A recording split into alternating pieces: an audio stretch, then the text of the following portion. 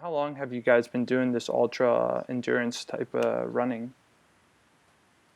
Well, I've been running pretty much all my life, and I started running marathons. My first marathon was in '89, Okay. and my competitive marathon. And then I started running just, for as long as I could or for as long as the time I had, and just got more into that meditative running and especially out on trails. Um, and I really enjoy that, just sort of getting back to nature and being a part of it by, running through the forest or up the mountains or wherever. We used to live in Canada, so we were able to get some good mountain running happening there.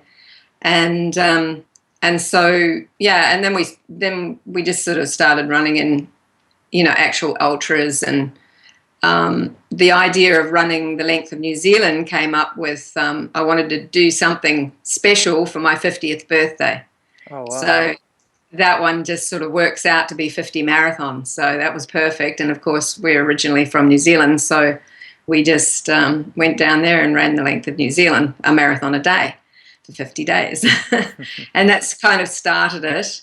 And then, we just kept thinking, well, I did anyway, that, wouldn't it be great to, first of all, we moved to Canada from there, and I was thinking about we could run across Canada, and then by the time we sort of got, a real thought process into that, we had actually moved to Australia, so it was clear we had to run around Australia.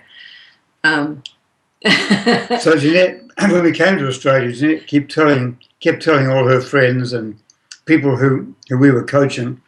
She kept saying, "We're going to run around Australia," and I kept thinking, well, we shouldn't be saying this because it's such a huge place. I don't think we can do it. So I said one day quietly, "Look, let's have a look at the map and see." And we opened up the map and we thought, "Oh no, this is huge." I mean, we've actually run in the last year the distance from Melbourne to San Francisco. Yeah. That's a long way. And I said, "No, we can never do this. It's far too much." And she said, "Well, I think we can." So we divided up the distance by the days and found out that it was roughly 42 kilometres or 26 miles every day for 365 days. And they gave us a few days to spare, but then we remembered there's a small state called Tasmania down the bottom of Australia. So we figured, well, we'll run that too, and that should take us all the way around. So we made the plans, and amazingly enough, we just made the plans by using Google Maps and a big atlas. We were on track to within one day of the whole trip. We did plan, when we had a few major centres, we would stay there for either 2 or 3 nights. Yeah. So we ran our marathon every morning around the streets or down by the river or somewhere. And then during the evening, we would speak at various raw food events. So it worked out well. We knew we had to have crew, and we couldn't really afford to pay people for a year.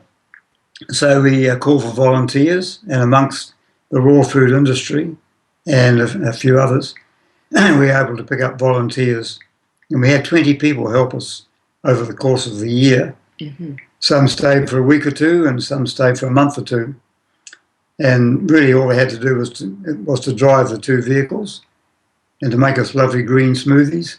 And at the end of each day, they'd make a beautiful veggie juice, which is always what we figured was great. So at the end of each run, each day, we'd have beetroot, carrot, apple, ginger, and then made that into two big glasses of juice. And we had that as soon as we stopped.